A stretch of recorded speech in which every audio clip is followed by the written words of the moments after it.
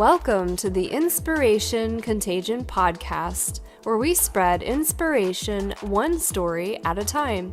I am your host, Holly Jean Jackson. Each episode spotlights and interviews one transformational leader, their stories, and their advice for how you too can lead yourself and others through inspiration. If you are a visionary seeking to uplevel your leadership skills, then this is the podcast for you.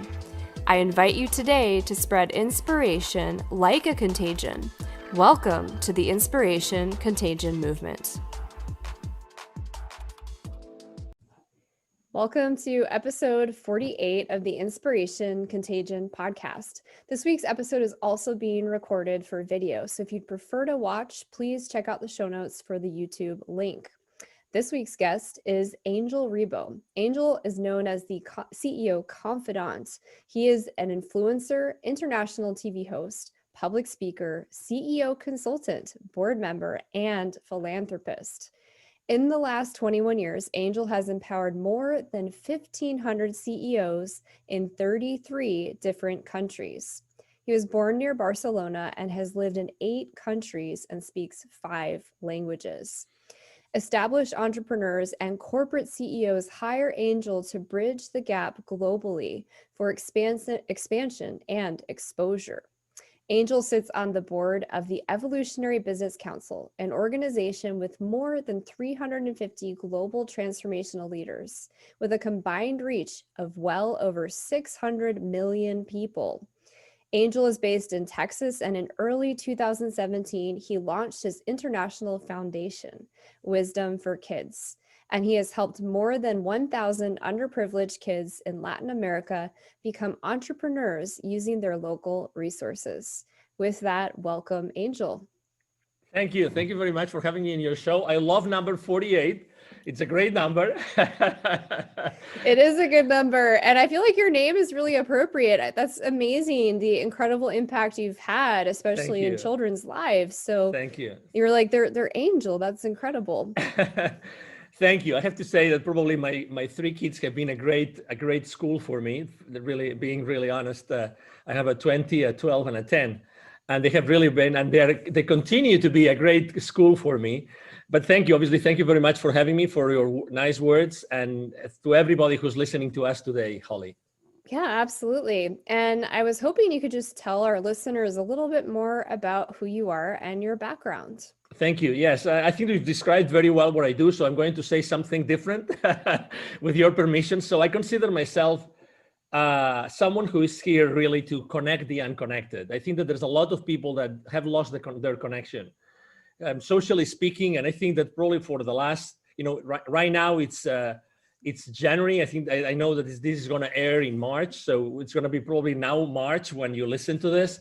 But it's been over a year already that a lot of people really think that believe that they have lost the connection. They have lost the connection to friends, to themselves, to some relatives, to a lot of different people. So I consider myself a connector of the unconnected. That's why exposure has been always for me very important, not for the sake of, a lot of people know who I am. No, just because of what I do.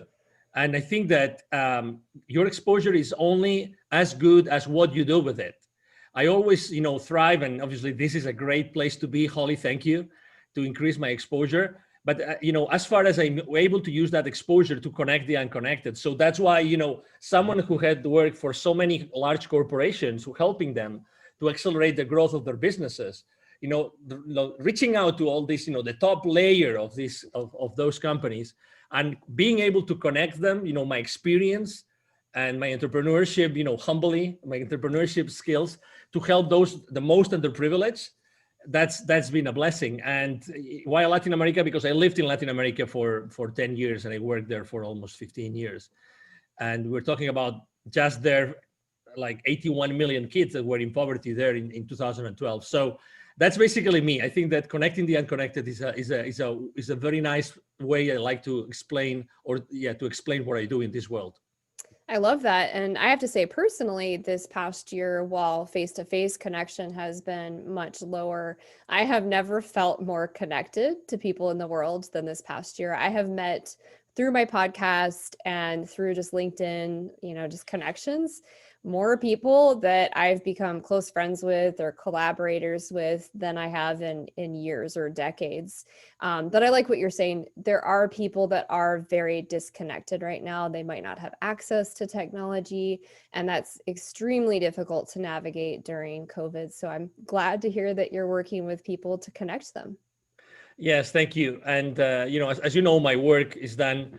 I'm mostly on LinkedIn, and I'm all on all social media outlets. But I'm there, and because I really like to link myself and my business and my purpose and my inspiration with people.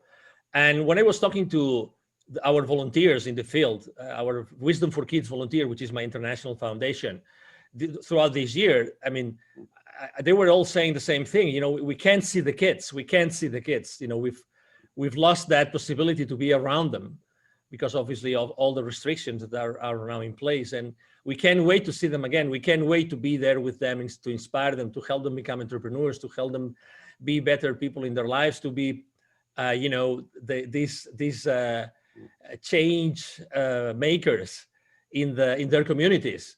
Which is at the end of the day, entrepreneur is someone that really changes their community. And you very well said that. Now we are really blessed because we have been able to increase our connections throughout this time, probably because we said, okay, so regardless of what's happening around us, that's what we stand up for. That's what we are here to do, and we're gonna do it no matter what. And it's awesome because probably that's made many of us to bloom and to go for strategies that maybe we didn't think of before. So I think it's a great time that we're living. Yeah, absolutely. It's definitely a super interesting time to be alive. It's kind of like this big experiment that we're not really sure how it's going to end up, but that's the whole point. So, Angel, I always like to ask everyone who comes on the show, what makes you such an inspirational leader? Or in other words, what's your secret sauce? Well, thank you. Thank you for saying that. I would say that my inspiration comes from really my essence, and it comes from what I do every single day, right? It comes from what I say to every single podcast host, or what I say to my employees or to my family members every single day. I think that I have been blessed of having a great life and working internationally in so many countries and doing so many things. And I think that everything that I had to learn from all those cultures and from all the people I've been dealing with, I mean, behind all those 1,500 companies and business leaders, there's obviously a lot of teams of a lot of people. There's a lot of people in my own teams throughout my life that have helped me to do that. So I think that it's my experience in my life that has allowed me to be who I am, and being able to make decisions, important decisions in difficult times in my life. I think that everything has made me someone unique. But let me tell you something. I don't think that I'm more unique than anybody else that is listening to us. Maybe the only difference is that, I have taken action and you have taken action. My favorite mantra is take imperfect action now. Take imperfect action now. I think that the people listening to us right now, they already have inside of them that unique experience. They have had this unique life. They have done those unique things. And there's a lot of people out there that they need their inspiration. They need their experience. They need their expertise and their knowledge. It's up to them if they take action or not. So again, I think that we all can inspire someone. I always think that every time I'm on an interview, there's someone that is going to listen to this, conversation between Holly and myself, and we'll learn something. And just if there's only one person today that likes the message and likes what we're talking about, oh my God, that's amazing, because we've been able to change the life of that person forever. That's the beauty of having those conversations. And that's why I think that having conversations is so important. Let me add something that I just saw this morning on LinkedIn. As you know, the consumption of podcast content has increased dramatically since last year. Well, when as you said it very well, when this experiment started, right? So, and the headline was something like, podcast, is not the right way to make money. That was literally, and it was the number one news on LinkedIn this morning. I think it was this morning or yesterday. And I was thinking to myself, yes, but I think that you're missing the point here, which is, what about the inspiration? What about those lives that all these podcast hosts and shows, are being exposed to, all these people that are listening to those conversations, and they might take action after listening to all those conversations. So so then the question is, how do you measure wealth? And I think that if we are able to contribute all of our, all the millions of guests and hosts in all the, podcast shows in the world, if we're able to contribute to changing this world somehow, oh my God, how much wealth it is, and it is going to be generated. Yeah, that's really an interesting perspective. And I mean, I agree. I think it's difficult to monetize a podcast unless you're in the top, 50 or 100 of Apple Podcasts, and that's very difficult to do. But I think podcasts are really powerful for movements and for helping people take action. So like you were saying earlier, there's the inspiration, and then the only difference between success or hitting that inspirational idea is the people that take action and the people that don't. So there's the inspiration coupled with the motivation, which is the movement and taking action towards accomplishing that goal. And so I think what podcasts do, especially ones with leadership and tangible things that people can do and stories that people can relate to, help us build that movement and help those people start to take action because they can see themselves in that story. Exactly, and you don't know where that action is gonna go. I mean, again, if I had to count all the lives of people that both with my business and with my nonprofit we have touched, what are going to be the consequences? What is going to be the ripple effect, right? So I think that again, we are a very materialistic society, and it's good. I mean, obviously there are millions of people that rely on we buying their products, and I understand it, and it's good. But at the same time, I think, how much is happiness worth? How much is inspiration worth? How much is a good message worth? How much is peace of mind worth? How many people don't really want to wake up in the morning? How many people, I mean, you've probably seen this. I mean, it's not in mainstream media, and I don't have anything against them, obviously, but how many people, I mean, what about the depressions? What about the suicide rates? What about all those mental health diseases that have increased so much for the last 12 to 14 months? Nobody's talking about them. And it's a reality. I really believe that there's a lot of people in need, both business and so professional and personal wise. And we are here to help them, and we are here to inspire them. I really think that there's some healing behind what we do every single day, Holly. Yeah, absolutely. I think what you're describing too is, social wealth and having those connections, having that inspiration. I know for me, when I'm interviewing people, it's inspiring. It gives you kind of these new insights and new perspectives and provides a lot of value. So since you're describing how it's more than just tangible physical wealth and capital where you're buying physical things, how would you define success for yourself today, and how did you arrive at that definition? Well, to be honest, for me, success is to be able to be excited and passionate, to wake up in the morning, to have a wonderful place of peace of mind, and throughout the day, to be able to experience fully my life with my friends, with my coworkers, with my team, with my family members. This is for me wealth, to be honest, to have this absolute, peace of mind in which I can really thrive every single day without having to worry about anything. That's for me wealth, total wealth. I've made a lot of money throughout my life. I've had great jobs. I've been able to close great deals, you name it, as millions of people in the world. But at the end of the day, nothing compares to this happiness. Nothing compares to being yourself and being able to do whatever you want. Right now, both you and me, we could be doing something else, but we chose to be here. We chose to be, an inspiration contagion. That's what we chose to do.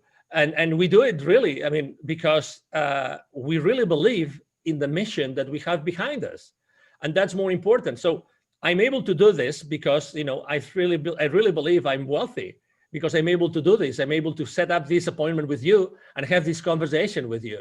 And really being able to choose every single moment in my life to choose what I'm going to do with it, what I'm going to do with my time. That's real wealth for me.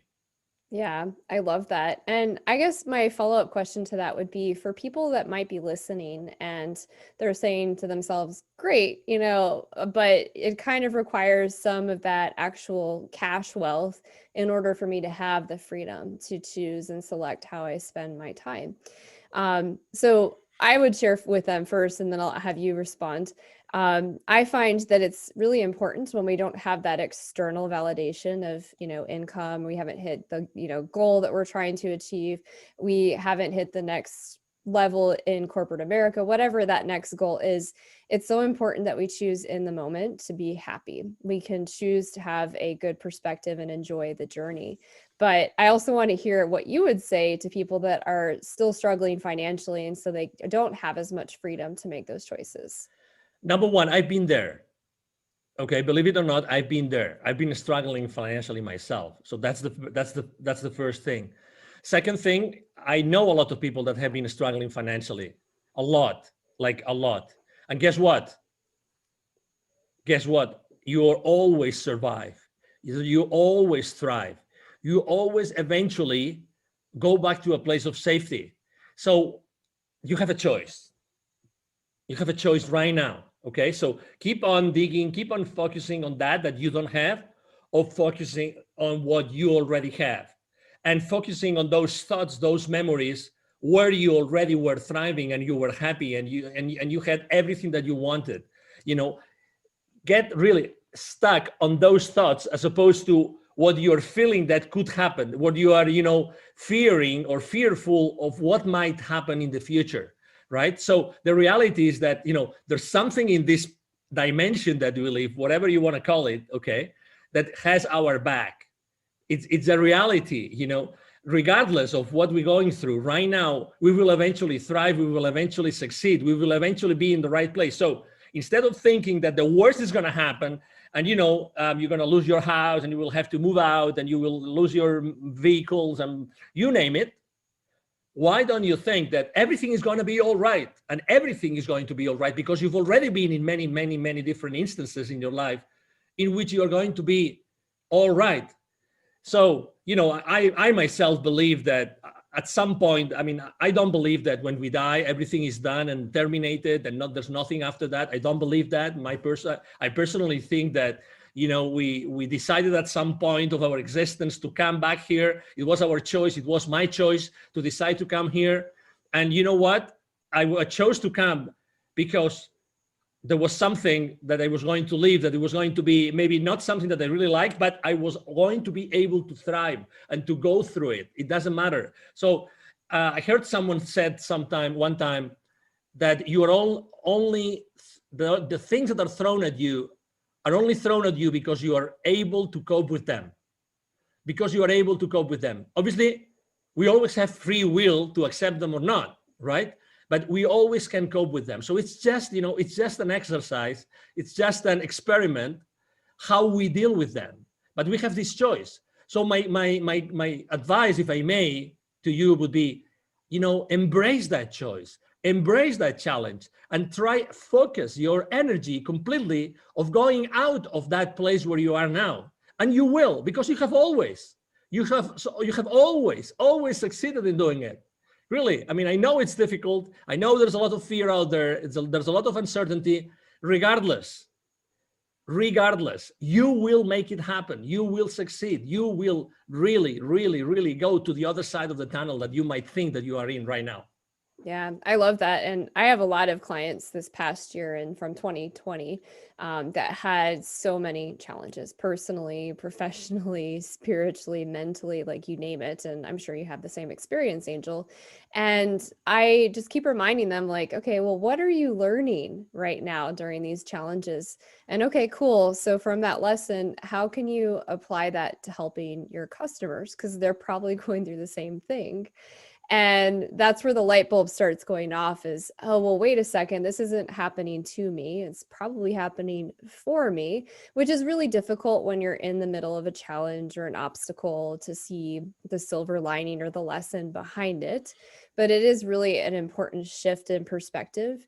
And I also like the reminder of not focusing on the fear and not going down the should have, could have, what if train, and instead focusing on what you're grateful for today. Those are really, really great pointers. Yes. And, obviously what's happening right now in the world is global, right? It's 7.5 billion people going through the same thing, right? At certain different levels of restrictions, different levels of, lifestyles. I mean, but it's happening globally. So you are one of the heroes, literally, you're one of the heroes that have been given the chance to live this. And some people might say right now, oh my God, Angel is crazy. It's crazy. We are heroes and we're living this, and this virus and these vaccines and these restrictions and so many business owners shutting down their businesses and everything. Well, believe it or not, we are being given this. What do we do? You said it very well. It's happening for us. So this is an opportunity for us to think differently about how to deal with our lives, with our professional careers, and with our clients, and with everybody around us. Really, this is a blessing. This is a blessing. It doesn't look like it's a blessing because, again, I think that, and we haven't mentioned this today, but I think that we have to recover our power and our energy. Don't pay so much attention to what's going on around you. Don't go really, because if you want to be X number of hours in front of your TV set and listening to news or reading to news on social media, it's up to you. You can do it, but don't allow that to take the power, your personal power, away from you. It's you. Nobody should be taking that power away. And that power you can use for whatever you want in your life. You can still create wonderful things. You can still, try to focus on, those videos, those pictures, those photos from those trips, all those things that really inspire you and take you to this very nice place, mentally and intellectually. Do that instead. But again, recover your own power. Recover your own power. Don't allow anybody, nor any institution, nobody, to take that power away from you. It's extremely important. And it's still, of course, and that's one of the mistakes I made when I started my entrepreneurial career, is ask for help. Ask for help. If you think that someone can help you because you are struggling, hey, there's nothing that's going to recover. It's going to give you back your time, the time lost. Have someone help you. Have someone help you in that journey. Someone from the outside that might be able to help you, to give you some clues, so you go back to a place where you feel much comfortable and you feel that you are thriving back again. Ask for help. We all have money. We are fearful of losing all of our money. Of course, we've been for years saving it. I'm there with you, but still, time doesn't come back. So use your time wisely and use your resources wisely to go back on track, and use your time, wisely. Yeah, that's a good point. And I think a lot of people think that they're failures when they ask for support or they ask for help. And I know even a lot of business owners that have struggled from this past year, from the pandemic and from all of the shutdowns and the economic impacts. And there's so much shame when they come to you to ask for help. And so I also just want to remind people, if you're listening and you are in need of support or help, there is no shame in that. I mean, obviously you want to ask the right people. You want to find somebody you trust, somebody who is doing well in the area that you need help in, whether that's a mentor, a coach, a class, whatever that is. But be careful who you ask for help from, especially if you're feeling really shameful around doing that. Yeah. I agree. And again, don't be so hard on yourself. I mean, you are so right on the shame thing. So right. But guess what? I think that since the very beginning, in when we are kids, I think that guilt plays a key role. And, we're always told, don't do this, don't do that, don't do this, don't do that. So we are more like guilty for things than being praised for things that we do right. Unfortunately, it is what it is, just because our parents, just to say something, obviously I love to death my parents, but they want you to survive, right? They want you to be a kid that's going to make it to youth and to adulthood. I mean, I understand that, but in order to protect us, very often we are, negatively influenced, and for the good, for the good of us. But the point I'm trying to make is, the other day there was someone that was analyzing manipulation in advertising and media. And he ran a survey, and when he got basically the results of the survey, guilt was the number one instrument being used by advertisers and media to get their messages across. Again, I'm not judging anybody. I'm just saying what the people that reacted to that survey showed in the results of the survey. So it works. It works. So it works that, we fully understand that you might feel like this asking for help. But again, think about your life in terms of time, and time is the most valuable and precious resource that you have and you will always have. Yeah. Yeah. And your health is equally important. And, if you're not taking care of yourself and your health, then your time is even more limited. Mm-hmm. So I would advise you to invest wisely your time, resources, and health during this next 6 months to a year. So I also wanted to ask you, you've kind of shared a lot of inspiring stories, but is there a particular story of inspiration that you're known for? Well, I have had in my life probably like two very deep, spiritual experiences that have made me make dramatic changes in my life, right? One was after reading a book which is called The Celestine Prophecy by James Redfield. I love the cells. I feel the same way. That changed my life forever. It's amazing. Yeah. So what I was really having chills right now when you were saying this, I'm just having chills again. So when I was reading that book, I said, oh my God, I should have read this book like when I was in elementary school. That's me. I mean, that's how I perceive the world. That's what really everything is about in this, whatever it is that we live in. So I remember I was living in the UK at that time, and they gave me this book. And I finished reading that book, and I was in a specific place. It was in a holiday resort in Cuba, the second in a villa, a very nice place, blah, blah, blah, whatever. But when I finished reading that book, I turned the page and I had this incredible rush of energy for the first time in my life. And I didn't know what it was, but everything that I had read in that book, I mean, for the ones that haven't read it, it's about, a series of scrolls from the Amazonian forest of Peru, and, amazing things about those scrolls. And it's just amazing the way it's being explained. James Redfield is a genius. So when I finished reading that, I said, oh my God, I have to do something with my life. And I decided at that point, it was February, beginning of March in 2001, I had to move from Europe to Latin America. I went back to Europe, and all my bosses said, you're crazy. You want to go to Latin America? Really? You mean you want to go from London? Great position, great future, great career, great salary, everything. You want to go to the third world country? You're crazy. And I said, yes, why not? Why not? Oh my God, my life changed forever. And that was the first time. And again, it was a book. So again, books is something that I think that we have forgotten. Now that everybody, is trying to say, no, anything is justifiable, and you can find anything on any website, and that is supposed to be truth just because it's on a website. Go back to the books. Go back to reading books.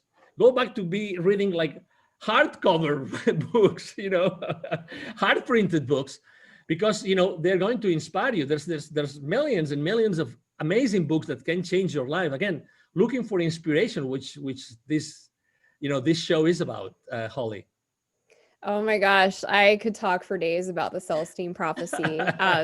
One of my favorite words is serendipity. And in the Celestine Prophecy, one of the first scrolls that they discover and they teach about through this story is coincidences, and how when we run across somebody a couple times, or we experience deja vu, or something's really serendipitous, a happy accident, it means something. It means we should be paying more attention to that. And so ever since I read that book, which I was in my early 20s when I read that, if I run into somebody multiple times, the third time or second time I run into them, I'm like, hey, I think we're supposed to connect about something. Is there something you wanted to share with me? And every time I do that, there's some profound thing. And they're like, how did you know? It's incredible. It's like these simple things. And totally. Yeah, that's one of the first books that I read that transformed my life and really defined a lot of things for me spiritually as well. So I'm glad you brought that up. Oh yeah, and again, it's a fiction book, but with a very strong, solid message. And there are more books out there, but this one, I mean, it's just the one I remember in my childhood. Maybe another one that I don't know if I will be able to translate it the name in Spanish. It's from Richard Bach. Richard Bach. Excuse me, into English. The name of the is Johann Sebastian Siegel. That's the name of Yeah, the. I have read that. Okay, good, good, good, good. You see? Yeah. And well, let me tell you, by the way, to the audience, Holly and I, it's the first time ever we speak just a few minutes before this show. So no wonder why we had to do this show together, right, Holly? Yeah, no, there's a lot of serendipity. I feel like we could probably have like a whole podcast just on books to read, but anyways, I digress. Yeah, that's another nice book. I mean, different obviously, but I mean, if I had to recommend one only book to anybody, it would be The Celestine Prophecy by James Redfield. Yeah, that's my top recommendation too. The interesting thing about it is sometimes something that is fictional, and I'm putting that on in air quotes for those of you that are listening, rings so true. Like the message behind it, you just cannot argue. And that might sound crazy to some people, but I don't know. There's just certain messages that I think they reach us at the core, at the energetic level, and we just know that they're true, and it transforms our life in some way. So that's pretty exciting. Yes. That's an inspiring story. So you identified as a storyteller leader, and I wanted to ask, do you believe that using stories to inspire and lead is important? I think it is, because if you basically bring up something which has happened around you, which is a reality and which involves other people, which involves, and other places, other circumstances. And I think that with everything that's going on in the world, another important aspect of our lives that I think we had terribly forgotten was to go back to our elders, was to go back to the grandparents, to the great grandparents, and ask them for advice. Really, when there's a lot of, as you know, there's a lot of civilizations and cultures that they still not only value a lot what they have to say, but they also make it a purpose, like to daily or weekly sit around them, be with them, and listen to them, not to put them in nursing homes or hospices and have them there until they die. No. Like be next to them to listen to stories. And that's the point I wanted to make.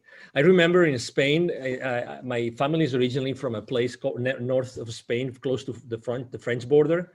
And I remember when I was going to visit my grandparent, we're originally from a place in the country in the north of Spain, and he would always tell me stories.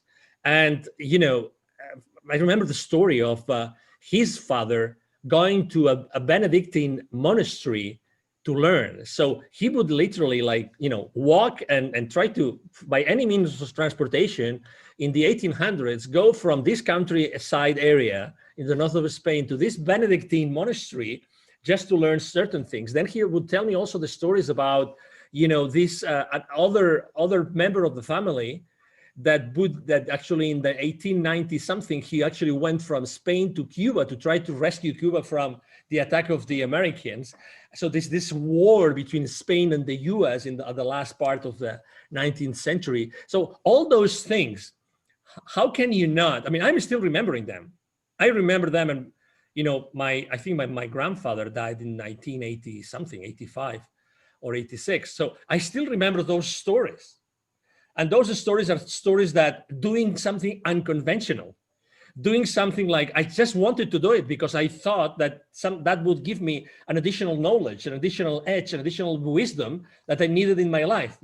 Instead of being there comfortable in that area, they decided to go to these two different places in the world to achieve different goals. So the stories are powerful. Stories are powerful because you don't know what the story is going to end up. I have a great friend who has an incredible business. What she does is actually she gives different people the first statement, the first few words, and she's asking them to write a whole chapter with that initial sentence. So she just gives these people the initial sentence, and they have to finish the sentence, making up a story. They can talk about anything in 2,000 words, just with the first few words. everybody explains a completely different story. Everybody. And then what she does, she's already working on this.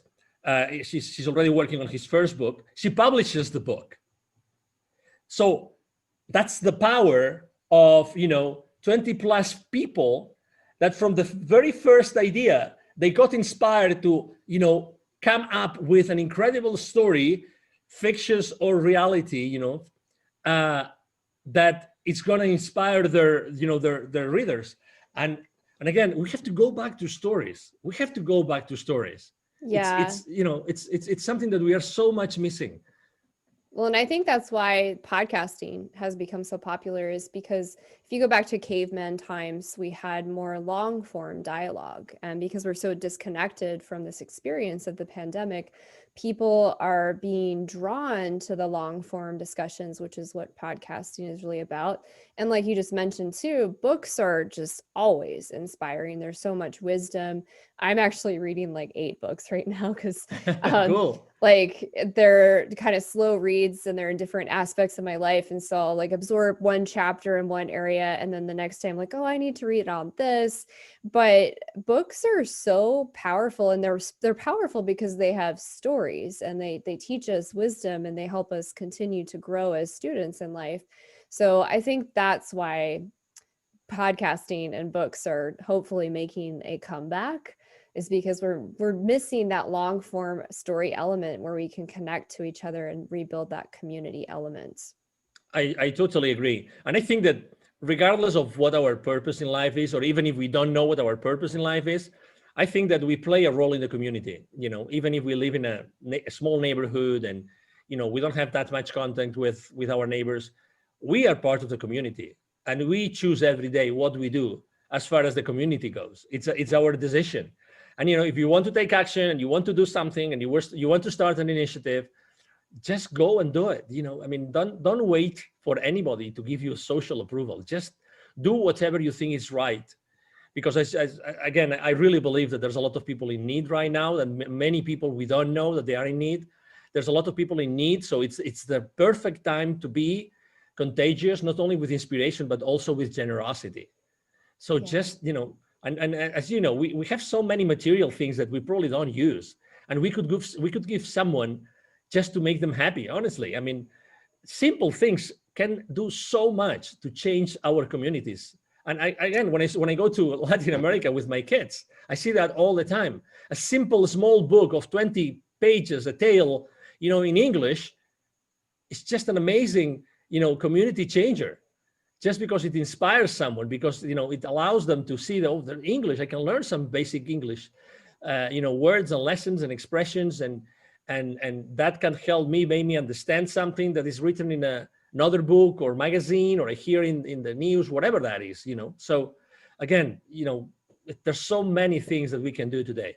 Yeah, there's a beautiful story about, I think it's a nonprofit. This is a book that I read a long time ago about pencils of promise. And so this young gentleman traveled the world and he started handing out pencils to people in impoverished areas. And these children were just so overcome by having a pencil, because it opened their world up, because they didn't have the ability to write anything. So simple things like that. But even further than the physical things you can give, for people that are listening and you've figured out a solution to something. So you've navigated a divorce, you've learned how to balance a budget, whatever that is, whatever your superhero power is, whatever your idea is, you not taking action on that is actually not helping probably hundreds to thousands of people around you. So instead of letting fear run your, agenda and not taking action because you're afraid you'll fail, think about all the people you could be helping transform their lives. Exactly. And it's your decision. I remember one of the questions I asked myself before creating Wisdom for Kids was, if it's not me, who's going to do it? Who's going to be connecting this, underprivileged 81 million kids to the people that are totally connected and are part of the economy, and they are not? Who is going to do it? Who can do something about it? And the response was, well, probably me. So why not? Why not? Why not doing it now? So, that really helped me a lot. The why not is is an expression I use a lot. So I think I like it a lot. Well, and after the podcast, you'll have to remind me because I have some goals around a nonprofit for children. And I know a few other people I've interviewed on the Awesome. podcast and met that are doing different things around nonprofits for children. So I think we should probably Awesome. connect on that separately. Absolutely. Another question I wanted to ask you is how do you mentor and teach and lead through stories? Can you share a couple examples?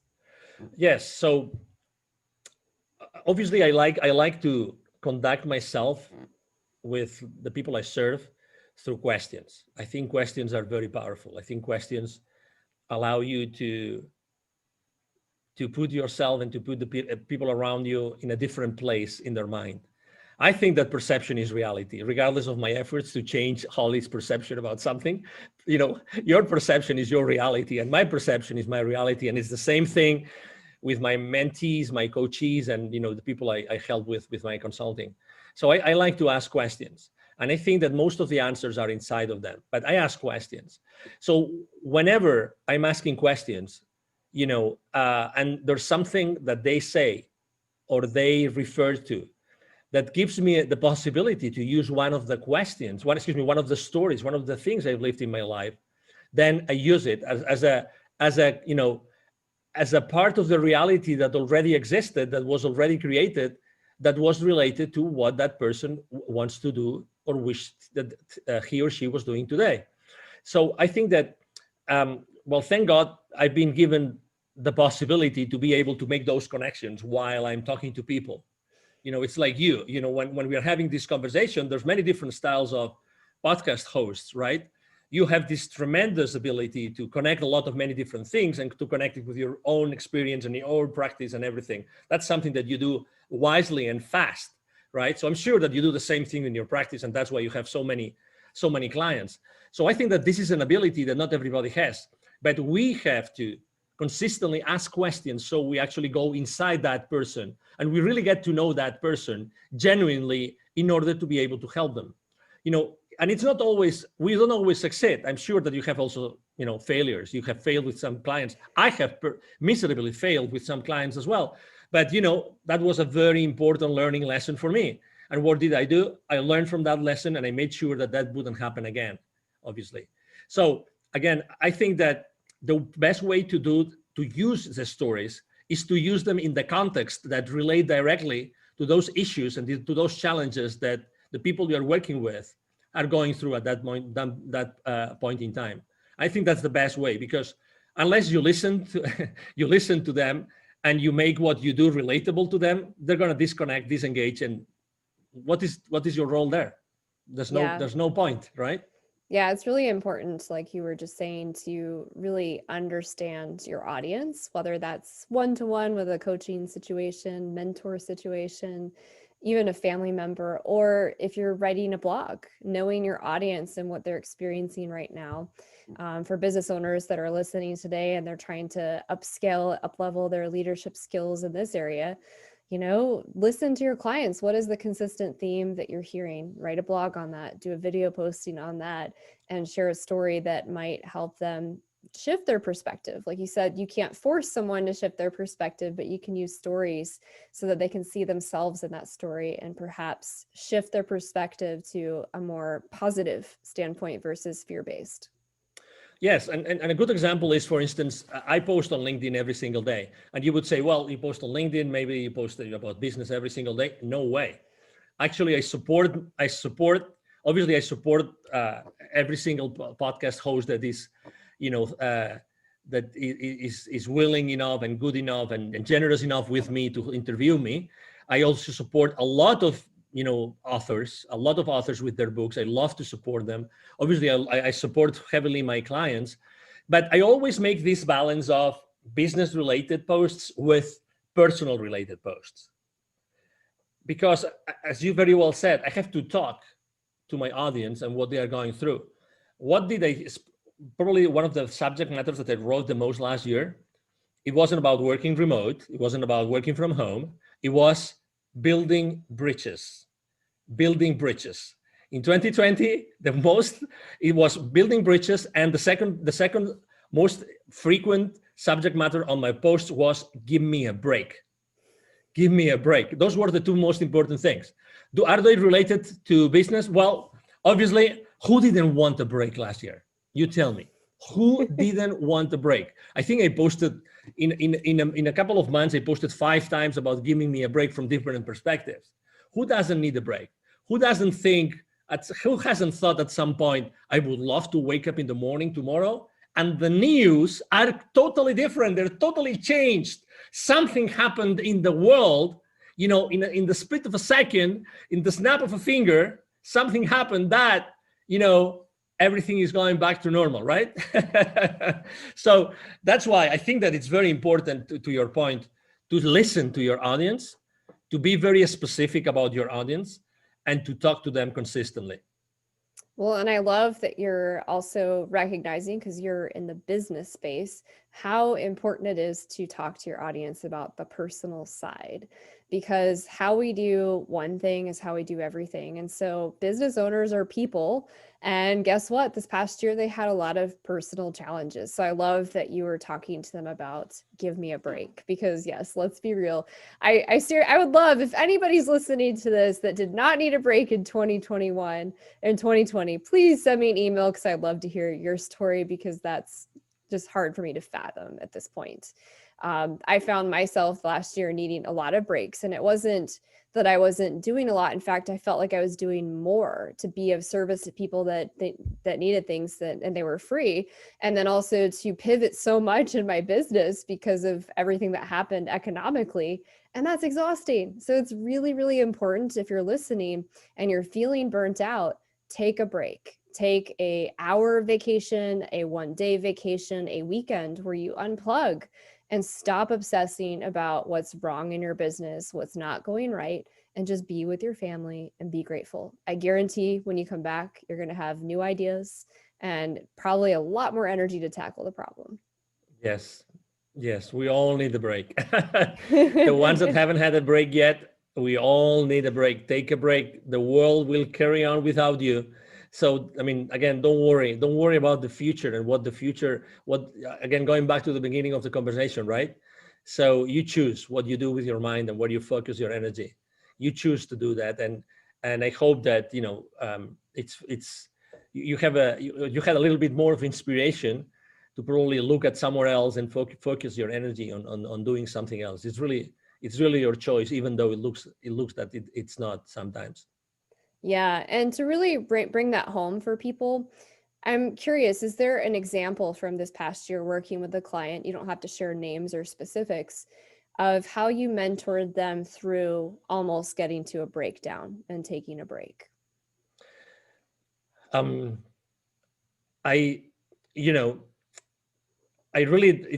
It's difficult to allow someone to get to that place where, they were close to a breakdown, so I knew that things were going to happen. The most traumatic moment in my life was probably my first divorce. So I could teach probably someone how to go over a divorce from a male's perspective. Okay. Because again, everybody has their own story, but this is important for me, because I think that when there is a loss of any kind, and last year, I think that loss is a good example. Loss of all your habits, loss of all the things you used to do, the places you used to visit, the people you used to visit, everything. I think that knowing about the different stages that you go through to get acquainted with a loss, actually, I think that helped me a lot. So that's why when I saw this happening, and it's not the first economic crisis that I was going through. I lived very intensely 2001 and 2008, 2009, very intensely. So from a business perspective, I was already doing things that I knew that I had to do in order to overcome this for my clients. And I think that one important thing that I rediscovered with my clients this year was to have these tough conversations. That's something that I learned from someone, which is called the secret contract. So I believe that we all have something called secret contracts. Which is that you expect from people, and you expect from everybody who is related to you at some point, you expect from them specific things. but they also expect from you specific things. And those conversations have never happened. So you expect things from your partner, from your kids, from your parents, from your friends, from your business partners, from your clients, and the same thing the other way around. But guess what? Those expectations have never been substantiated, right, on a conversation. You've never had those conversations. So in this moment, in which in that moment last year, in which our minds were going so fast, spinning, spinning. I think that having those conversations and say, okay, calm down, let's collect ourselves, and let's talk about this. So what are the options? What's going to happen? What might happen? What we don't know that might happen. Okay, so there's all these things being said. We're being told all those things, but what is really going to happen? What is uncertain? What is certain? And then help them navigate in that environment of certainty versus uncertainty. And again, okay, we're losing specific things, but it's also the time to gain other things, to bridge the gap, to do other things that probably we didn't have time to do before. Okay, so in this reset that's going on, what else can we do that we were not able to do before? So I think that, answering to your question, I was able, or I had to focus or refocus my clients' goals, objectives, minds into what was really important for them, so I could help them better see what the path, what the journey was going to be moving forward. And I think that helped me a lot. Yeah. And that's a great reminder is when we have these secret contracts and these expectations, oftentimes we are left disappointed and frustrated and in fear because that contract has been broken, and in our mind, it's this sacred contract that we've never spoken out loud. So I imagine a lot of people, especially people that are sheltering in place at home with kids, and maybe their relationship was already a little rocky. This is making those difficult conversations come to the surface faster. I think it's the same thing with business owners that had to pivot a lot to try to survive, or maybe they didn't make it. So yeah, a lot of those difficult conversations are happening, but like you were kind of alluding to, that's also allowing people to see what's most important, which is really great and really insightful so that they can realign their life and their business and where they're headed in this year. Absolutely. Yeah. Yeah, I agree. And again, it's our choice. It's our choice to decide what we want to do.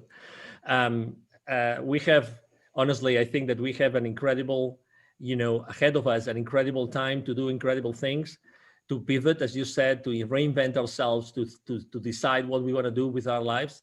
That was a good opportunity for us to decide what we wanted to do, and keep on helping, keep on doing things for the rest of the world, keep on giving back, and it's gonna come back to you. So I don't know. I mean, I like to see the life, from a positive perspective, and I think that we all have this incredible power inside of us, and we can be inspiring everybody every day. Absolutely. Well, this has been great. We're actually going to move on to the lightning round of questions. I am pretty sure I know the answer to your first question. What's your favorite book?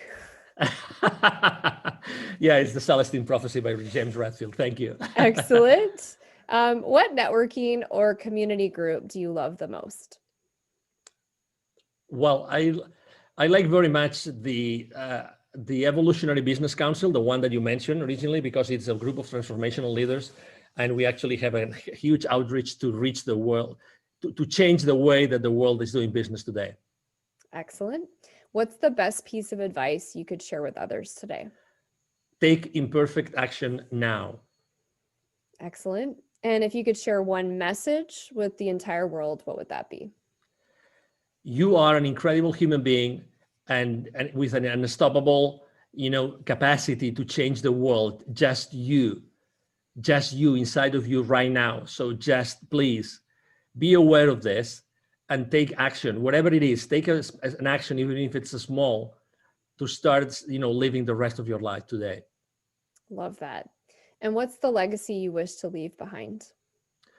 Well, a series of examples of, how can we live this world? How can we actually take action in this world every single day and use that energy that we were given when we were born to do good things? As if I'm able to live, good examples of good people that are doing good in their businesses and in their lives, in the millions, I think that will be a very nice legacy. I love that. All right, so Angel, this has been great. Angel's been really generous. He's offering a free gift to our listeners.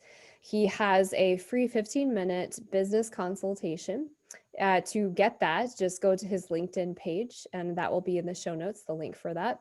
And you can use the calendar link there to book some time with him. Absolutely. And I don't know about you, but he's pretty inspiring. He's got some pretty good information, so you should check that out. I will also have a link to his website and other social media handles as well in the show notes. Anything else you'd like to add, Angel? No, just thank you very much for allowing me to be here. Thank you to everybody listening to us today. And if I may just share the email address with everybody. You said very well that I am on LinkedIn, very active on LinkedIn every single day. If you want to reach out to me directly, just send me an email. It's very easy. It's angel@angelribo.com. Ribo is my last name, spelled like R-I-B as in boy O. Again, angel@angelribo.com. And I will be very, very glad to respond to your email. I respond, either my team or myself, we will respond to your email. And again, thank you for the opportunity to serve you today. Excellent. Thank you so much, Angel. This has been a wonderful interview. You bet. Thank you. Thank you.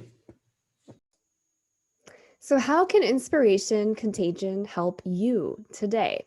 There are 3 ways. Number 1, make sure you subscribe to the podcast on the podcast listener of your choice so that you get newly released weekly interviews with transformational leaders from all around the world. They're going to provide practical, actionable tips for you that you can take and implement today. Number 2, if you have a burning problem or you're having some challenges, but you're not really sure where to start, so go ahead and visit hollyjeanjackson.com/events and find an event online that suits your needs so you can begin exploring and learning more today. Number 3, if you have a specific issue or challenge you're facing today, a burning issue that you need to resolve right now. Perhaps you're trying to build your guilt-free business. Perhaps you're trying to build an online product. Or you're facing some challenges with technology in your business. You're trying to scale to that next level. Regardless of what the challenge is, go to hollyjeanjackson.com and then visit the services section and schedule an appointment. I'd love to offer my listeners a complimentary coaching call so we can figure out and get to the bottom of your problem and explore if coaching is a good fit for you. Those are the 3 ways Inspiration Contagion can help you today. Remember, nothing changes without action, so be sure to take action today.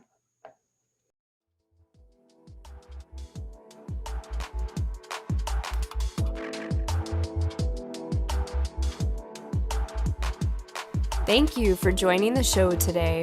I hope you were inspired. More importantly, I hope you take action.